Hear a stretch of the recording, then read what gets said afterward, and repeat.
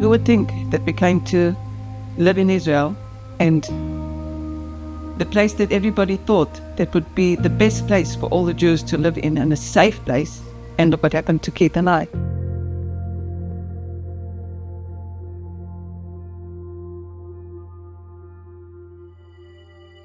Keith and I met on Kibbutz Kfar, and the minute I saw Keith, I had enough.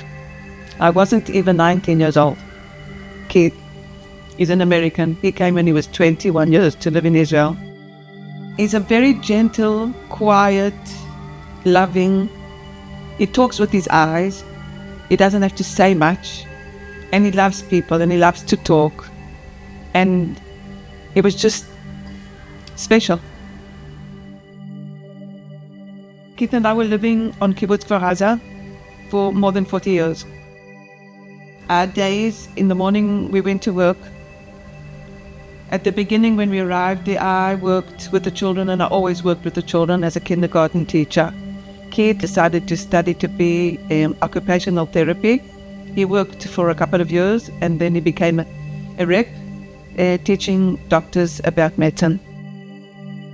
Kfar Aza is beautiful, even though it's very close to Gaza, and you can see Gaza from my window. But Kibbutz Kfar Aza is full of grass. We've got a huge garden.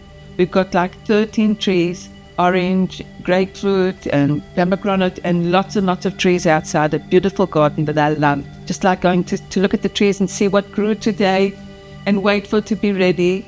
Hardly wait for it to be ready. I used to pick them sometimes before they were ready.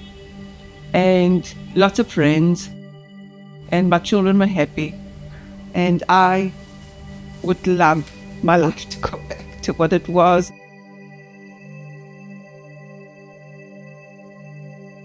But I must say that for many years, until I got sort of used to the rockets coming, I used to cry all the time and tell Keith that it's not a safe place for Keith and I and my 4 children.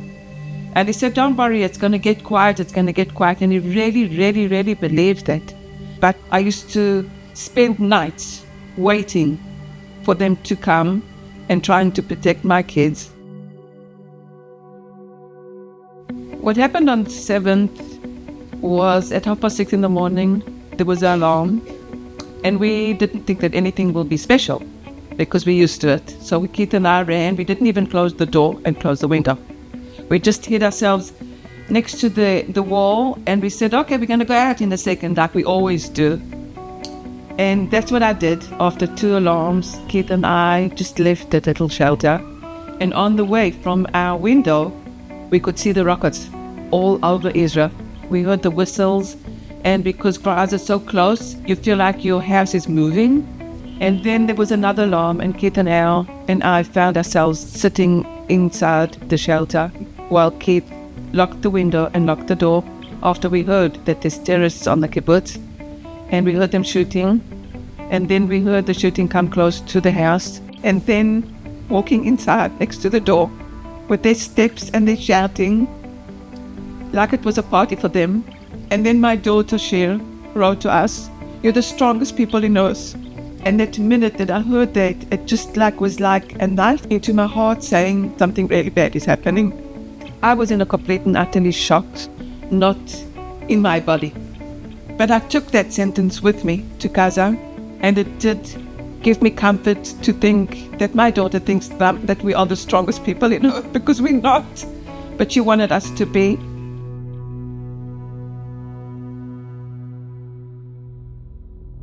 Keith and I were together for the first 50th day, and I was lucky because I know that some couples were separated, and I don't know if I would have managed without Keith. He helped me all the time he helped me. I was really sick there in Gaza. I had an infection in my stomach and a temp one of the times, and I was scared. Keith and I were moved 13 times, and one of the times they took us to a tunnel, and I remember standing at the top and the Hamas terrorists with the smile just telling me to come down now.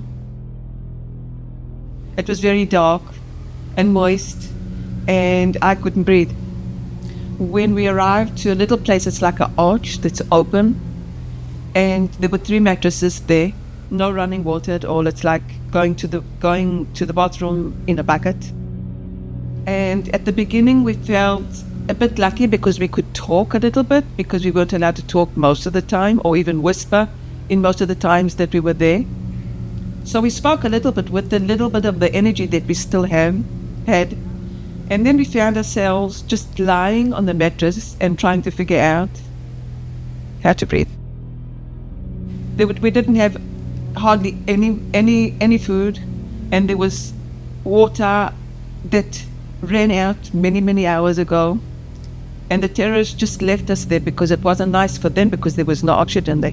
And to tell you that it was many hours of feeling heavy, feeling that the air isn't coming in, and just trying to take a little bit of the air that was into your body, while your mind goes crazy that you're going to die, that your kid might die before you.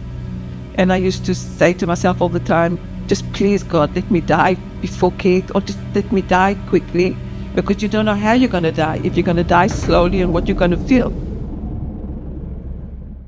And then the terrorist came down and he said, get dressed. And I don't know how, but I ran up those stairs that he let me, up to the air, just to breathe, to feel like I'm going to live. And when we stepped out, the last step up to the ground, we looked at each other, the three of us, and felt so lucky that we have air, that we're going to live. But they didn't tell us that we're not lucky, because we went to a house with terrorists, that the worst people in earth. I don't know how people can treat Keith and I. I'm 63, Keith is 65 years old, like they did. They tortured us, they hit us, they starved us, they didn't give us water. The worst that any person can go through. We haven't heard anything about Keith. We don't know where he is.